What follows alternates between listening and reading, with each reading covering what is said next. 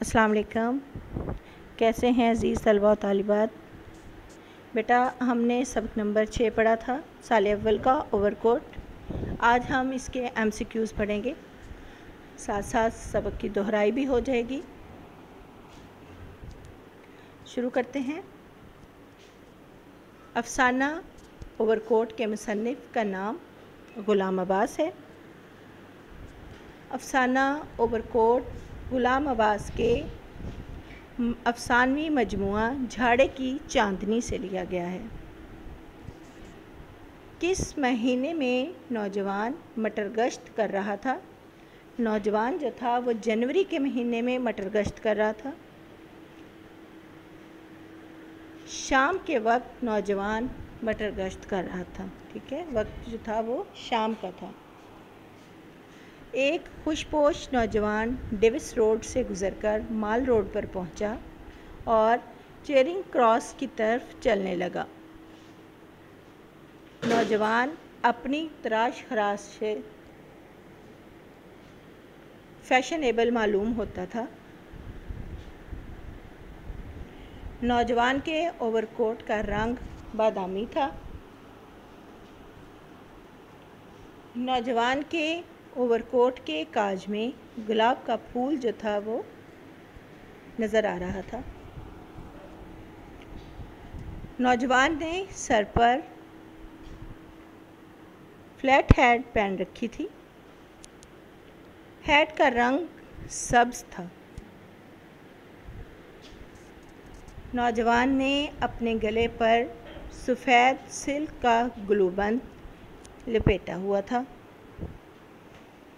نوجوان نے ہاتھ میں ایک چھڑی پکڑ رکھی تھی.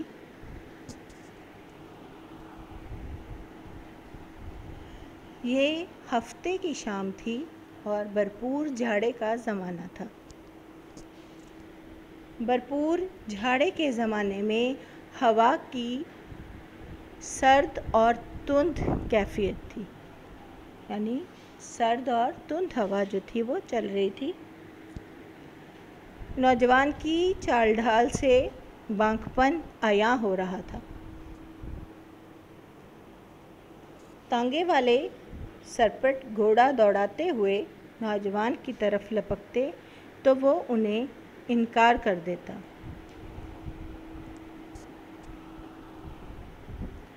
وہ منہ سے سیٹی بجا کے رقص کی ایک دھن نکالنے لگا. شام کے وقت لانس گارڈن پر اداسی چھائی ہوئی تھی. نوجوان نے رومال کوٹ کی بائی آستین میں اڑس رکھا تھا. ٹھیک ہے. گھاس کے ایک ٹکڑے پر گیند سے بچے جو تھے وہ کھیل رہے تھے. بچے کچھ دیر تک اس کی پرواہ کیے بغیر کھیل میں مصروف رہے، مگر جب وہ برابر تکے ہی چلا گیا تو وہ رفتہ رفتہ شرمانے لگے. اس کے دیکھنے سے بچے کیا کرنے لگے؟ شرمانے لگے تھے. نوجوان کی نظر سیمنٹ کے بینچ پر پڑی اور وہ اس پر آ کر بیٹھ گیا.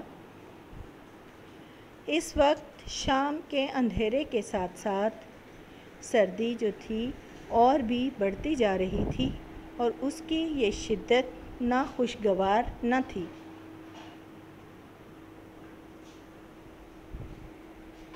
جن کم نصیبوں کو نہ تفریح طبع کی استطاعت تھی نہ خرید و فروخت کی، وہ دور ہی کھڑے جی بہلا رہے تھے.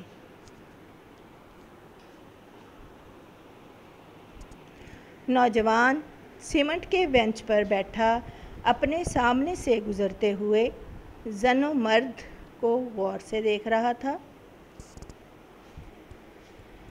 اس کی نظر ان کے چہروں سے کہیں زیادہ ان کے لباس پر پڑتی تھی.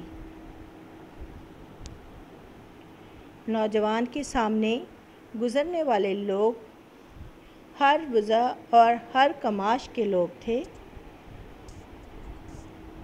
زیادہ تر لوگ اوور کوٹ پہنے ہوئے تھے۔ افسانہ نگار نے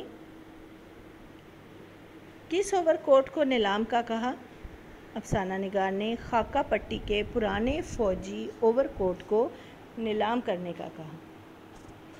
نوجوان کا اپنا کوٹ تھا تو خاصا پرانا، مگر اس کا کپڑا جو تھا وہ خوب بڑھیا تھا، بہترین تھا۔ یعنی نوجوان کے اوور کوٹ کا کالر خوب جما ہوا تھا۔ نوجوان کے اوور کوٹ کے بٹن جو تھے سیم کے بڑے بڑے چمکتے ہوئے تھے۔ نوجوان اس میں بہت مگن معلوم ہوتا تھا۔ نوجوان نے پان بیڑی والے کو کیا کہہ کر آواز دی تھی؟ نوجوان نے اسے پان والا کہہ کر آواز دی۔ نوجوان نے پان سگریٹ والے سے کتنے روپے کا چینج پوچھا تھا؟ 10 روپے کا چینج پوچھا تھا۔ اجی واہ، کیا چور اچکے ہو جو بھاگ جاؤں گا؟ چور اچکا ہوں جو بھاگ جاؤں گا۔ اپنے بارے میں اس نے یہ لفظ بولا تھا کہ کیا میں کوئی چور اچکا ہوں؟ نہیں، ہم خود چینج لائیں گے۔ لو یہ اکنی نکل آئی، 1 سگریٹ دے دو اور چلے جاؤ، یعنی 1 روپیہ، ٹھیک ہے، 1 پیسے کو اکنی بولتے ہیں۔ نوجوان نے پان بیڑی سگریٹ بیچنے والے لڑکے کو اس لیے آواز دی کیونکہ وہ اس سے سگریٹ خریدنا چاہتا تھا۔ ایک چھوٹی سی سفید رنگ کی بلی سردی میں ٹھٹھری ہوئی بینچ کے نیچے اس کے قدموں کے پاس آ کر میاؤں میاؤں کرنے لگی۔ نوجوان نے پیار سے بلی کی پیٹھ پر ہاتھ پھیرا اور کہا، پور لٹل سویل، ٹھیک ہے۔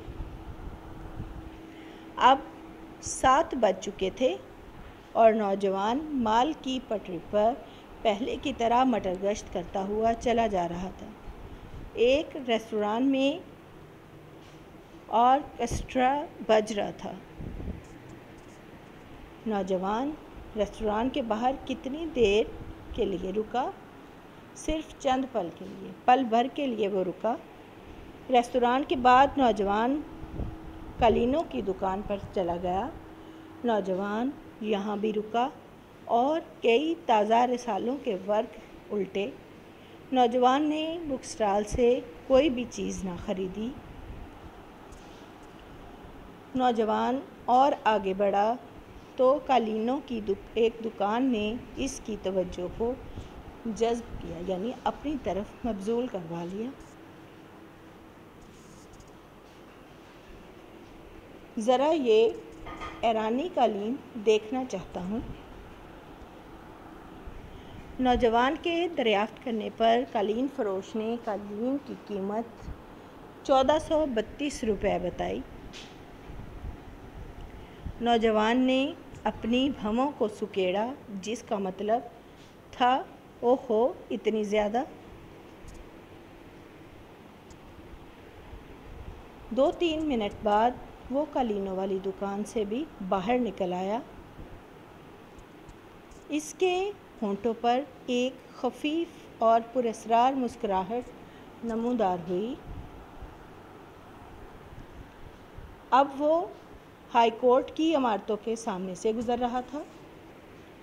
اتنا کچھ چل لینے کے بعد بھی اس کی طبیعت جو تھی،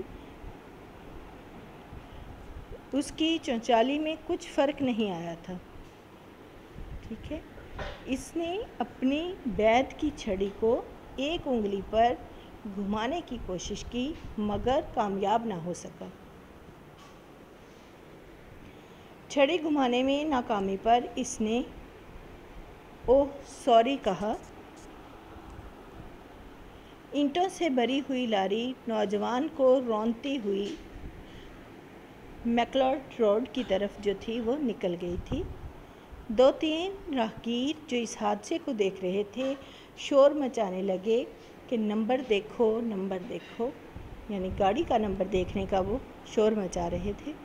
نوجوان کو کس نے اپنی نگرانی میں ہسپتال پہنچا دیا؟ انسپکٹر نے۔ نوجوان کو کار پر ہاسپٹل بھیجا گیا۔ جس وقت نوجوان کو ہسپتال پہنچایا گیا اس وقت شعبہ حادثات میں ایک ڈاکٹر اور 2 نرسیں ڈیوٹی پر تھیں۔ آپریشن کے لیے اسے سنگ مرمر کی میز پر لٹا دیا گیا۔